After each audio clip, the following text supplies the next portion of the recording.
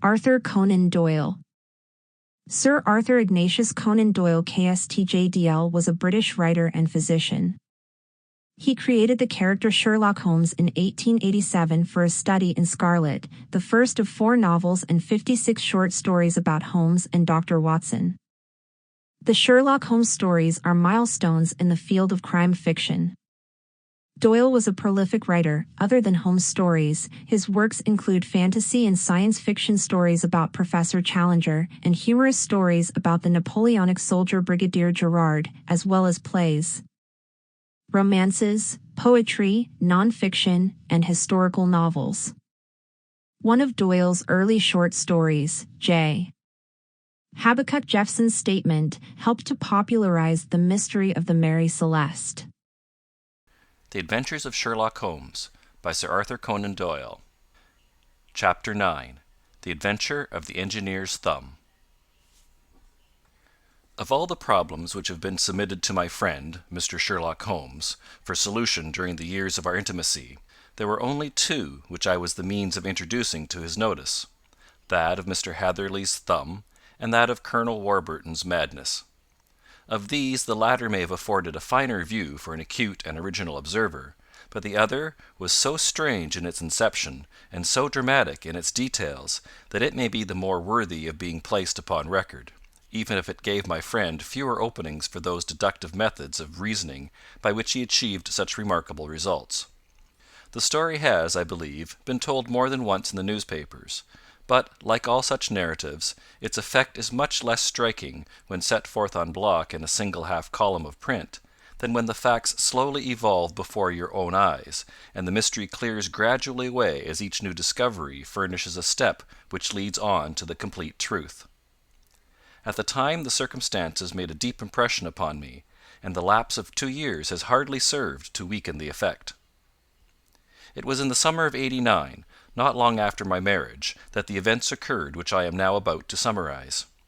I had returned to civil practice, and had finally abandoned Holmes in his Baker Street rooms, although I continually visited him, and occasionally even persuaded him to forego his Bohemian habits so far as to come and visit us. My practice had steadily increased, and as I happened to live at no very great distance from Paddington Station, I got a few patients from among the officials.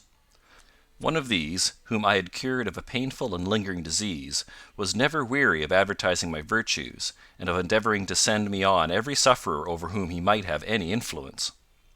One morning, at a little before 7 o'clock, I was awakened by the maid tapping at the door to announce that 2 men had come from Paddington, and were waiting in the consulting room. I dressed hurriedly, for I knew by experience that railway cases were seldom trivial, and hastened downstairs. As I descended, my old ally, the guard, came out of the room and closed the door tightly behind him. "I've got him in here," he whispered, jerking his thumb over his shoulder. "He's all right." "What is it, then?" I asked, for his manner suggested that it was some strange creature which he had caged up in my room. "It's a new patient," he whispered. "I thought I'd bring him round myself, then he couldn't slip away. There he is, all safe and sound. I must go now, doctor. I have my duties, just the same as you." And off he went, this trusty tout, without even giving me time to thank him. I entered my consulting room, and found a gentleman seated by the table. He was quietly dressed in a suit of heather tweed, with a soft cloth cap, which he had laid down upon my books. Round one of his hands he had a handkerchief wrapped, which was mottled all over with blood-stains. He was young, not more than 25, I should say, with a strong masculine face. But he was exceedingly pale, and gave me the impression of a man who was suffering from some strong agitation, which it took all his strength of mind to control. "I am sorry to knock you up so early, doctor," he said, "but I have had a very serious accident during the night. I came in by train this morning, and on inquiring at Paddington as to where I might find a doctor, a worthy fellow very kindly escorted me here. I gave the maid a card, but I see that she has left it upon the side table." I took it up and glanced at it. "Mr. Victor Hatherley, Hydraulic Engineer, 16A, Victoria Street, 3rd floor." That was the name, style, and abode of my morning visitor. "I regret that I have kept you waiting," said I, sitting down in my library chair. "You are fresh from a night journey, I understand, which is in itself a monotonous occupation." "Oh, my night could not be called monotonous," said he, and laughed. He laughed very heartily, with a high, ringing note, leaning back in his chair and shaking his sides. All my medical instincts rose up against that laugh. "Stop it!" I cried. "Pull yourself together!" And I poured out some water from a carafe. It was useless, however. He was off in one of those hysterical outbursts which come upon a strong nature when some great crisis is over and gone. Presently he came to himself once more, very weary and pale-looking. "I have been making a fool of myself," he gasped. "Not at all. Drink this." I dashed some brandy into the water, and the colour began to come back to his bloodless cheeks. "That's better," said he.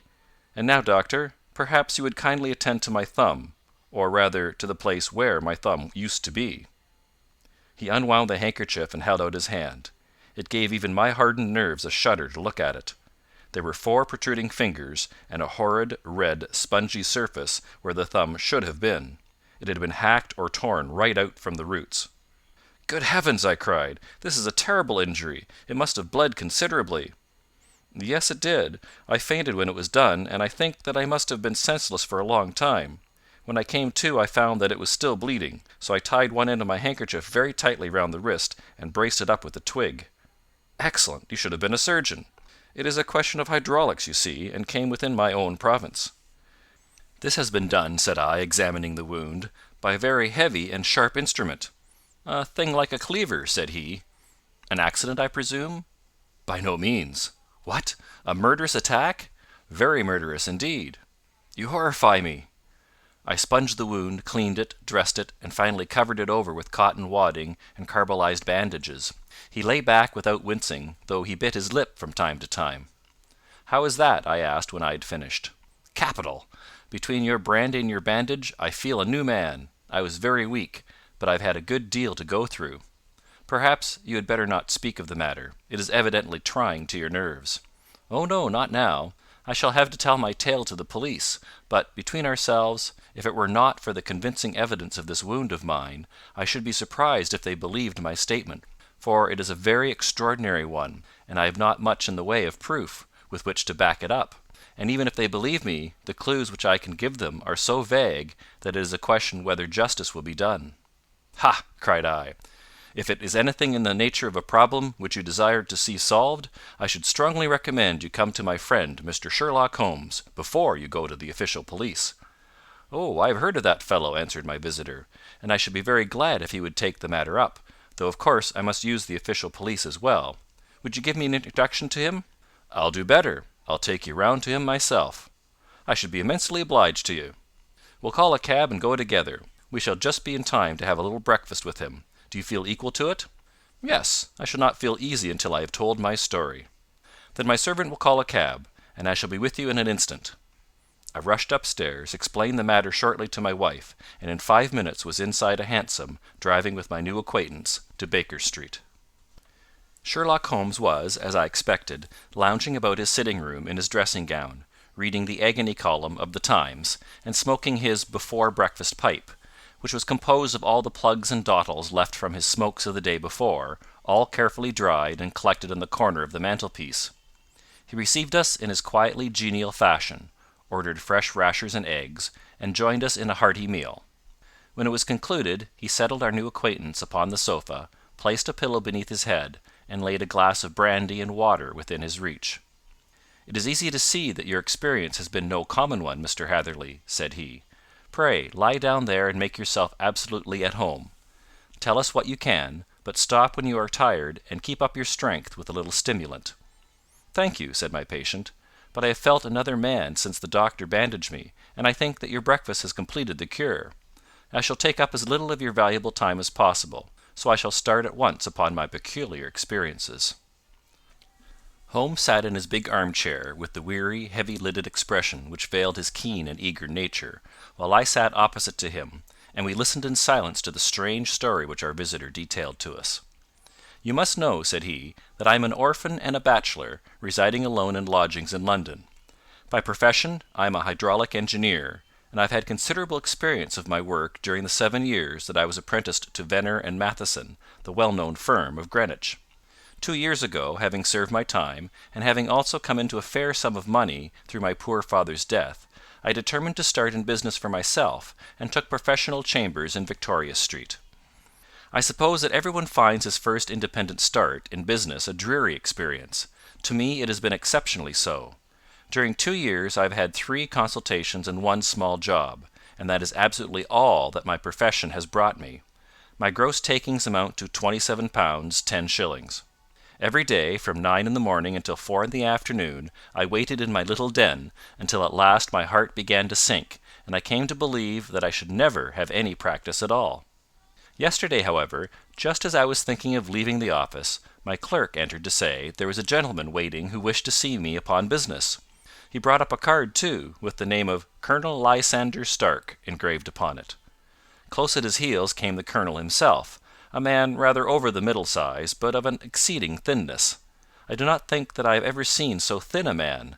His whole face sharpened away into nose and chin, and the skin of his cheeks was drawn quite tense over his outstanding bones. Yet this emaciation seemed to be his natural habit, and due to no disease, for his eye was bright, his step brisk, and his bearing assured. He was plainly but neatly dressed, and his age, I should judge, would be nearer 40 than 30. "Mr. Hatherley," said he, with something of a German accent, "you have been recommended to me, Mr. Hatherley, as being a man who is not only proficient in his profession, but is also discreet and capable of preserving a secret." I bowed, feeling as flattered as any young man would at such an address. "May I ask who it was who gave me so good a character?" "Well, perhaps it is better that I should not tell you that just at this moment. I have it from the same source that you are both an orphan and a bachelor, and are residing alone in London." "That is quite correct," I answered. "But you will excuse me if I say that I cannot see how all this bears upon my professional qualifications.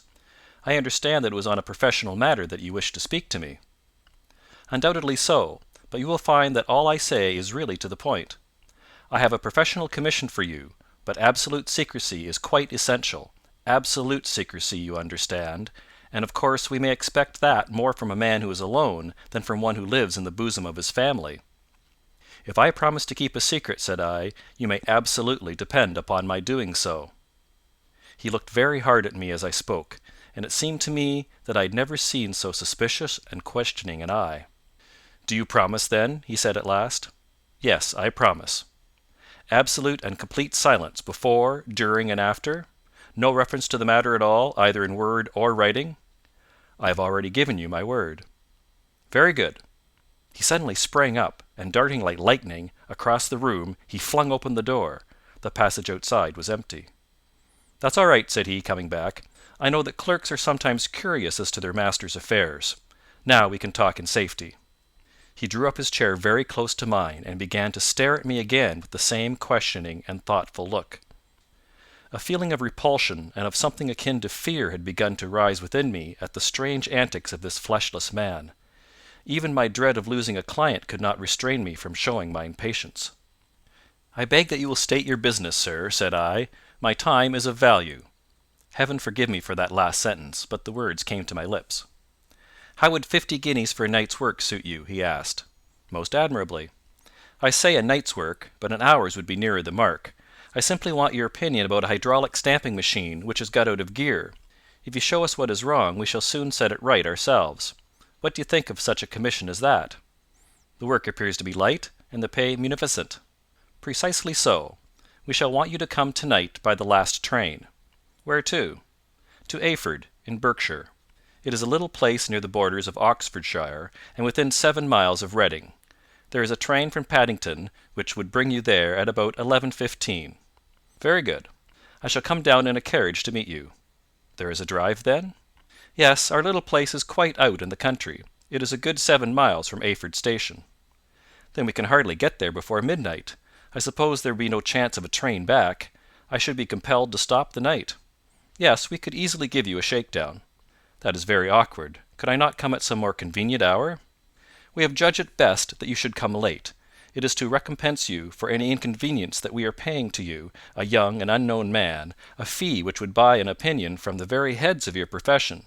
Still, of course, if you would like to draw out of the business, there is plenty of time to do so." I thought of the 50 guineas, and of how very useful they would be to me. "Not at all," said I. "I shall be very happy to accommodate myself to your wishes.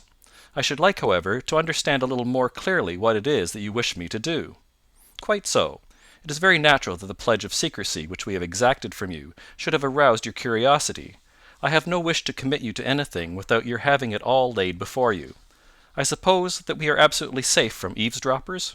"Entirely." "Then the matter stands thus. You are probably aware that fuller's earth is a valuable product, and that it is only found in 1 or 2 places in England?" "I have heard so." "Some little time ago I bought a small place, a very small place, within 10 miles of Reading. I was fortunate enough to discover that there was a deposit of fuller's earth in one of my fields. On examining it, however, I found that this deposit was a comparatively small one, and that it formed a link between 2 very much larger ones upon the right and left, both of them, however, in the grounds of my neighbours. These good people were absolutely ignorant that their land contained that which was quite as valuable as a gold mine. Naturally, it was to my interest to buy their land before they discovered its true value, but unfortunately I had no capital by which I could do this. I took a few of my friends into the secret, however, and they suggested that we should quietly and secretly work our own little deposit, and that in this way we should earn the money which would enable us to buy the neighbouring fields. This we have now been doing for some time, and in order to help us in the operations we erected a hydraulic press. This press, as I have already explained, has got out of order, and we wish your advice upon the subject. We guard our secret very jealously, however, and if it once became known that we had hydraulic engineers coming to our little house, it would soon rouse inquiry, and then, if the facts came out, it would be good-bye to any chance of getting these fields and carrying out our plans. That is why I have made you promise me that you will not tell a human being that you are going to Eyford tonight. I hope that I make it all plain?" "I quite follow you," said I. "The only point which I could not quite understand was what use you could make of a hydraulic press in excavating fuller's earth, which, as I understand, is dug out like gravel from a pit." "Ah," said he carelessly, "we have our own process. We compress the earth into bricks, so as to remove them without revealing what they are. But that is a mere detail. I have taken you fully into my confidence now, Mr. Hatherley, and I have shown you how I trust you." He rose as he spoke. "I shall expect you, then, at Eyford at 11:15. "I shall certainly be there." "And not a word to a soul." He looked at me with a last long, questioning gaze, and then, pressing my hand in a cold, dank grasp, he hurried from the room. Well, when I came to think it all over in cool blood, I was very much astonished, as you may both think, at this sudden commission which had been entrusted to me. On the one hand, of course, I was glad, for the fee was at least tenfold what I should have asked had I set a price upon my own services, and it was possible that this order might lead to other ones. On the other hand, the face and manner of my patron had made an unpleasant impression upon me, and I could not think that his explanation of the fuller's earth was sufficient to explain the necessity for my coming at midnight, and his extreme anxiety lest I should tell anyone of my errand. However, I threw all fears to the winds, ate a hearty supper, drove to Paddington, and started off, having obeyed to the letter the injunction as to holding my tongue. At Reading I had to change not only my carriage but my station. However, I was in time for the last train to Eyford, and I reached the little, dim-lit station after 11 o'clock. I was the only passenger who got out there, and there was no one upon the platform save a single sleepy porter with a lantern. As I passed out through the wicket gate, however, I found my acquaintance of the morning waiting in the shadow upon the other side. Without a word he grasped my arm and hurried me into a carriage, the door of which was standing open. He drew up the windows on either side, tapped on the woodwork, and away we went as fast as the horse could go. "One horse?" interjected Holmes. "Yes, only one." "Did you observe the colour?" "Yes, I saw it by the side lights when I was stepping into the carriage. It was a chestnut." "Tired looking or fresh?" "Oh, fresh and glossy." "Thank you. I am sorry to have interrupted you.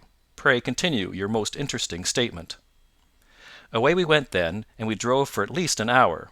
Colonel Lysander Stark had said that it was only 7 miles, but I should think, from the rate that we seemed to go, and from the time that we took, that it must have been nearer 12. He sat at my side in silence all the time, and I was aware, more than once when I glanced in his direction, that he was looking at me with great intensity.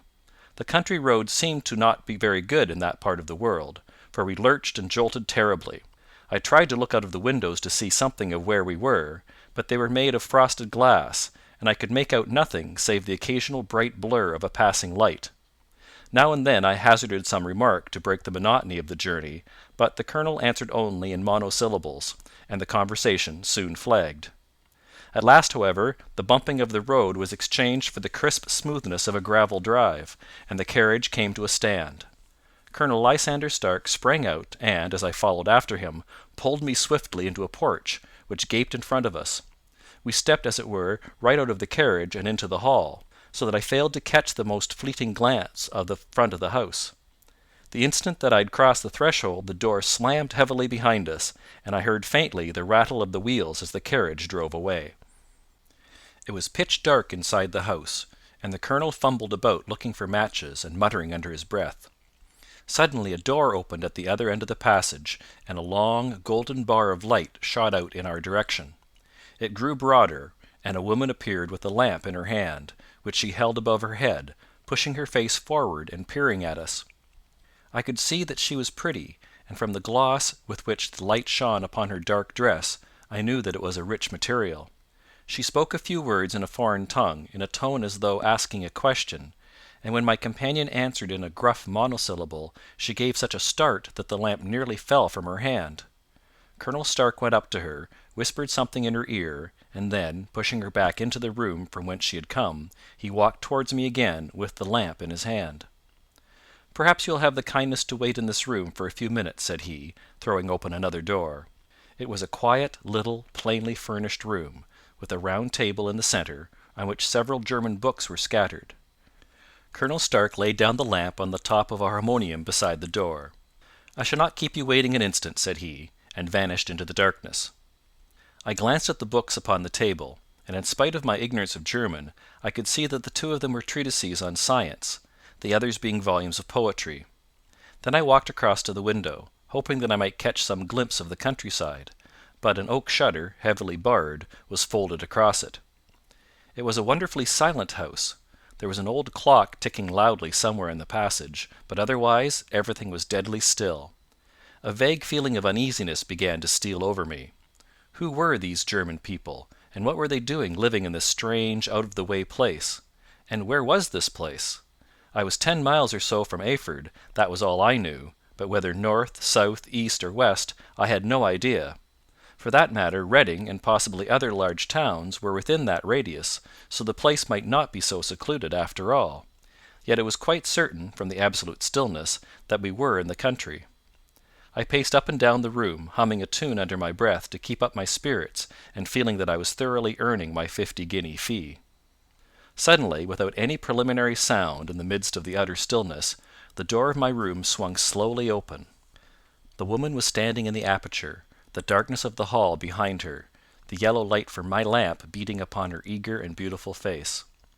I could see at a glance that she was sick with fear, and the sight sent a chill to my own heart. She held up one shaking finger to warn me to be silent, and she shot a few whispered words of broken English at me, her eyes glancing back, like those of a frightened horse, into the gloom behind her. "I would go," said she, trying hard, as it seemed to me, to speak calmly. "I would go. I should not stay here. There is no good for you to do." "But, madam," I said, "I have not yet done what I came for. I cannot possibly leave until I have seen the machine." "It is not worth your while to wait," she went on. "You can pass through the door. No one hinders." And then, seeing that I smiled and shook my head, she suddenly threw aside her constraint, and made a step forward, with her hands wrung together.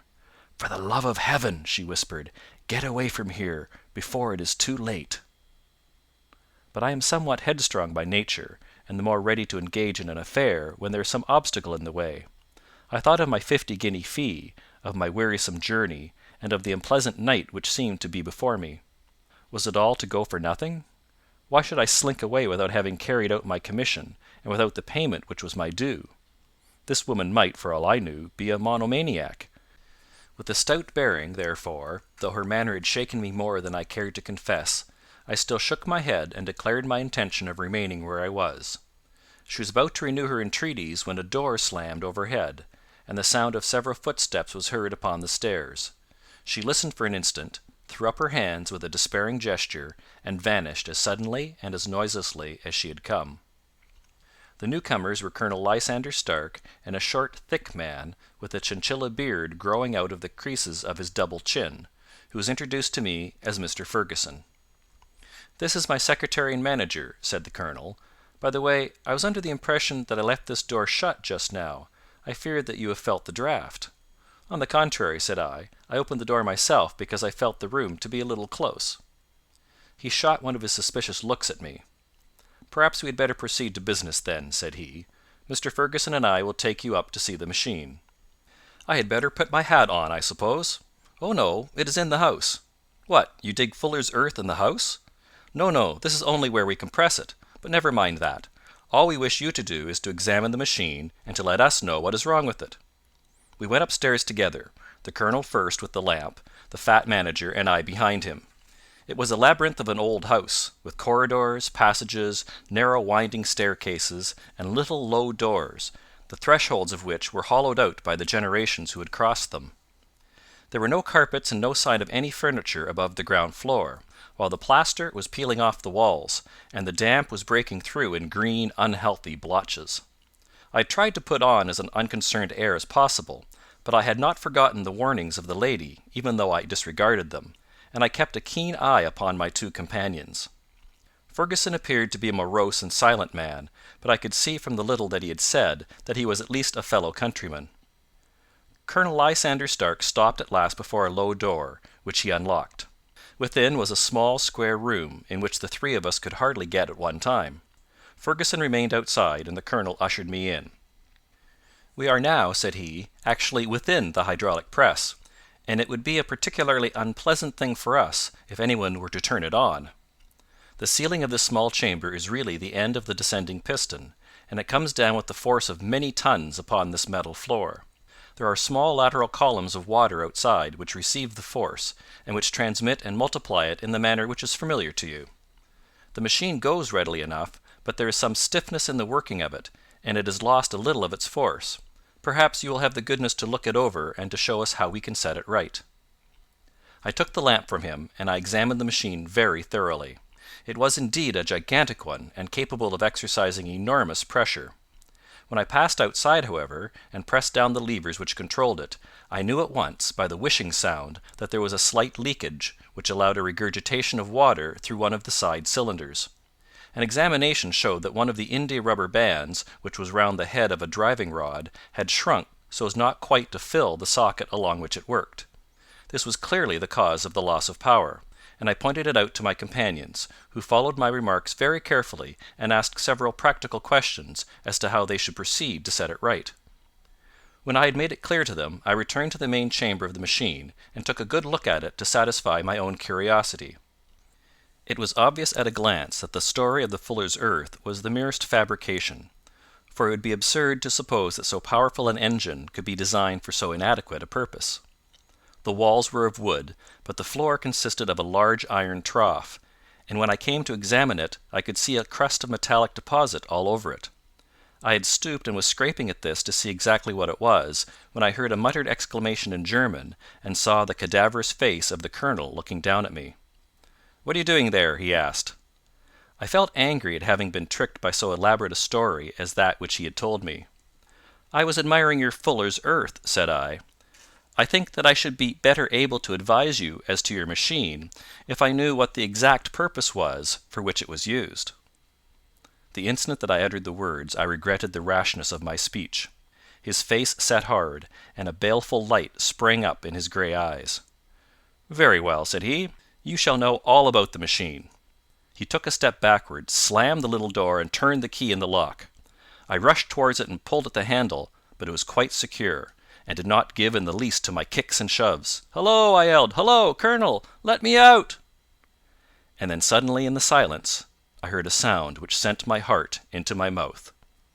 It was the clank of the levers and the swish of the leaking cylinder. He had set the engine at work.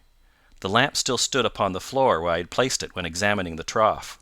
By its light I saw that the black ceiling was coming down upon me, slowly, jerkily, but, as none knew better than myself, with a force which must within a minute grind me to a shapeless pulp. I threw myself screaming against the door, and dragged with my nails at the lock. I implored the colonel to let me out, but the remorseless clanking of the levers drowned my cries. The ceiling was only a foot or two above my head, and with my hand upraised I could feel its hard, rough surface. Then it flashed through my mind that the pain of my death would depend very much upon the position in which I met it. If I lay on my face, the weight would come upon my spine, and I shuddered to think of that dreadful snap. Easier the other way, perhaps, and yet, had I the nerve to lie and look up at that deadly black shadow wavering down upon me? Already I was unable to stand erect, when my eye caught something which brought a gush of hope back to my heart. I have said that though the floor and ceiling were of iron, the walls were of wood. As I gave a last hurried glance around, I saw a thin line of yellow light between two of the boards, which broadened and broadened as a small panel was pushed backward. For an instant I could hardly believe that here was indeed a door which led away from death. The next instant I threw myself through, and lay half fainting upon the other side. The panel had closed again behind me, but the crash of the lamp, and a few moments afterwards the clang of the two slabs of metal, told me how narrow had been my escape. I was recalled to myself by frantic plucking at my wrist, and I found myself lying upon the stone floor of a narrow corridor, while a woman bent over me and tugged at me with her left hand, while she held a candle in her right.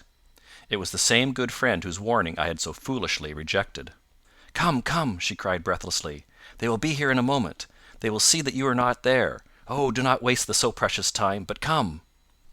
This time, at least, I did not scorn her advice. I staggered to my feet and ran with her along the corridor and down a winding stair. The latter led to another broad passage, and just as we reached it we heard the sound of running feet and the shouting of two voices, one answering the other from the floor on which we were, and from the one beneath. My guide stopped and looked about her like one who was at her wits' end. Then she threw open a door which led into a bedroom, through the window of which the moon was shining brightly. "It is your only chance," said she. "It is high, but it may be that you can jump it." As she spoke, a light sprang into view at the further end of the passage, and I saw the lean figure of Colonel Lysander Stark rushing forward with a lantern in one hand and a weapon like a butcher's cleaver in the other. I rushed across the bedroom, flung open the window, and looked out. How quiet and sweet and wholesome the garden looked in the moonlight, and it could not be more than 30 feet down. I clambered out upon the sill, but I hesitated to jump until I should have heard what passed between my saviour and the ruffian who pursued me. If she were ill used, then at any risks I was determined to go back to her assistance. The thought had hardly flashed through my mind before he was at the door, pushing his way past her, but she threw her arms round him and tried to hold him back. "Fritz, Fritz," she cried in English, "remember your promise after the last time. You said it should not be again. He will be silent. Oh, he'll be silent." "You are mad, Elise," he shouted, struggling to break away from her. "You will be the ruin of us. He has seen too much. Let me pass, I say." He dashed her to one side, and rushing to the window, cut at me with his heavy weapon. I had let myself go, and was hanging by the hands to the sill, when his blow fell. I was conscious of a dull pain, my grip loosened, and I fell into the garden below. I was shaken but not hurt by the fall, so I picked myself up and rushed off among the bushes as hard as I could run, for I understood that I was far from being out of danger yet. Suddenly, however, as I ran, a deadly dizziness and sickness came over me.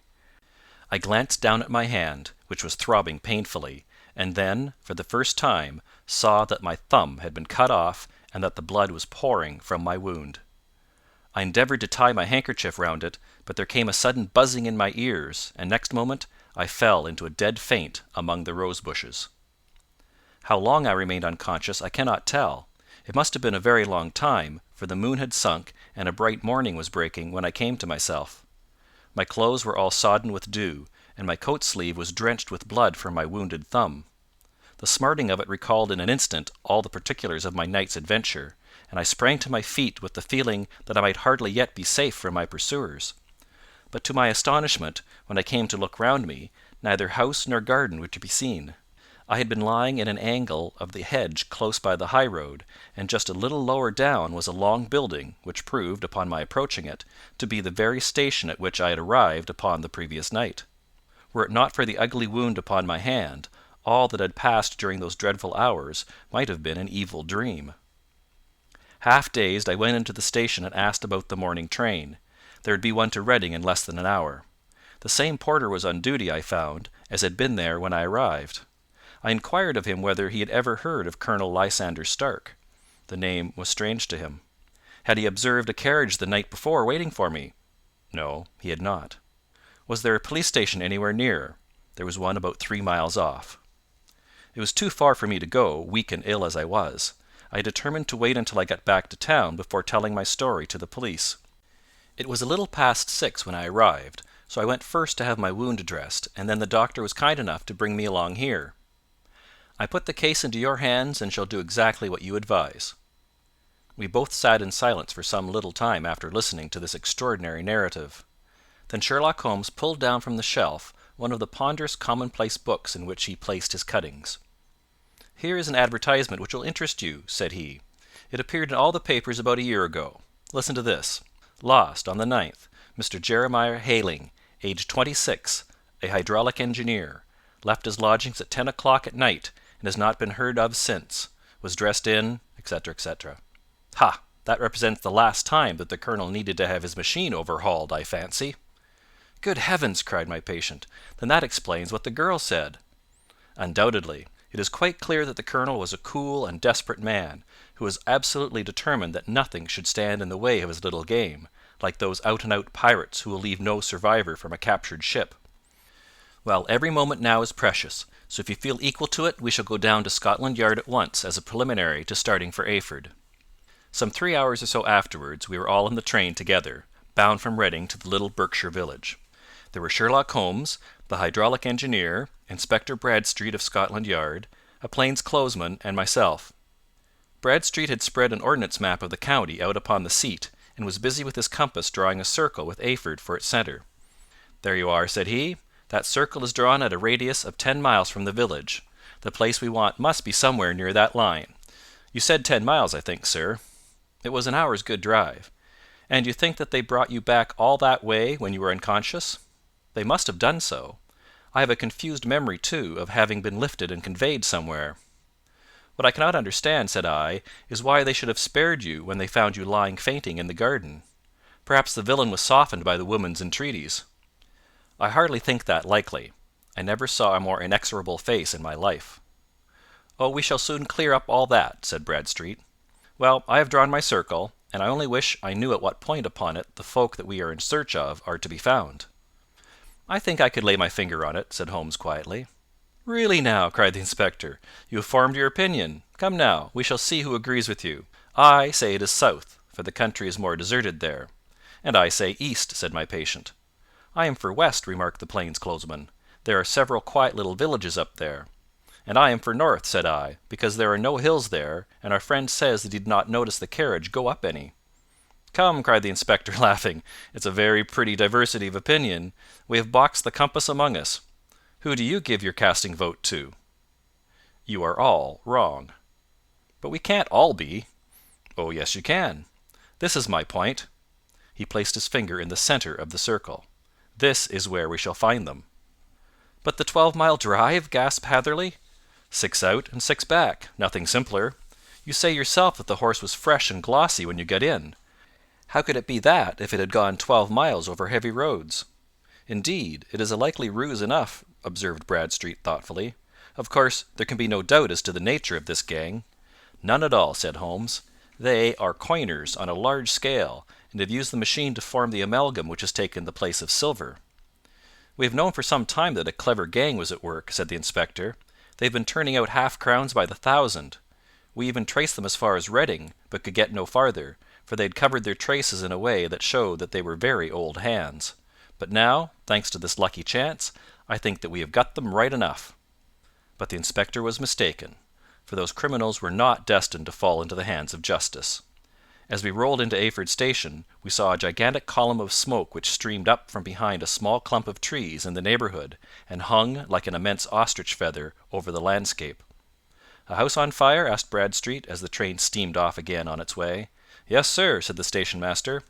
"When did it break out?" "I hear that it was during the night, sir, but it has got worse, and the whole place is in a blaze." "Whose house is it?" "Dr. Becker's."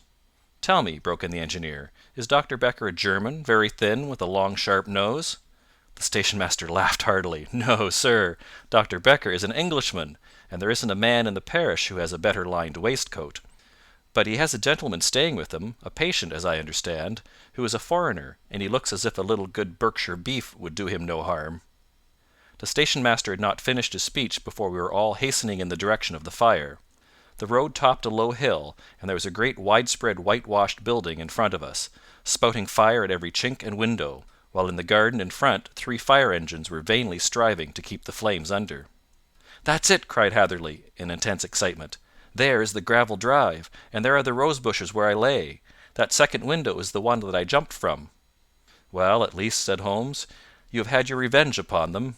There can be no question that it was your oil lamp which, when it was crushed in the press, set fire to the wooden walls, though no doubt they were too excited in the chase after you to observe it at the time. Now keep your eyes open in this crowd for your friends of last night, though I very much fear that they are a good 100 miles off by now." And Holmes's fears came to be realized, for from that day to this no word has ever been heard either of the beautiful woman, the sinister German, or the morose Englishman. Early that morning a peasant had met a cart containing several people and some very bulky boxes, driving rapidly in the direction of Reading, but there all traces of the fugitives disappeared, and even Holmes's ingenuity failed ever to discover the least clue as to their whereabouts. The firemen had been much perturbed at the strange arrangements which they had found within, and still more so by discovering a newly severed human thumb upon a window sill of the second floor. About sunset, however, their efforts were at last successful, and they subdued the flames, but not before the roof had fallen in, and the whole place had been reduced to such an absolute ruin that, save some twisted cylinders and iron piping, not a trace remained of the machinery which had cost our unfortunate acquaintance so dearly. Large masses of nickel and of tin were discovered stored in an outhouse, but no coins were to be found, which may have explained the presence of those bulky boxes which have been already referred to. How our hydraulic engineer had been conveyed from the garden to the spot where he recovered his senses might have remained forever a mystery were it not for the soft mould, which told us a very plain tale. He had evidently been carried down by 2 persons, one of whom had remarkably small feet and the other unusually large ones. On the whole, it was most probable that the silent Englishman, being less bold or less murderous than his companion, had assisted the woman to bear the unconscious man out of the way of danger. "Well," said our engineer ruefully, as we took our seats to return once more to London, "it has been a pretty business for me. I have lost my thumb, and I have lost a 50-guinea fee, and what have I gained?" "Experience," said Holmes, laughing. "Indirectly, it may be of value, you know. You have only to put it into words to gain the reputation of being excellent company for the remainder of your existence." End of chapter 9.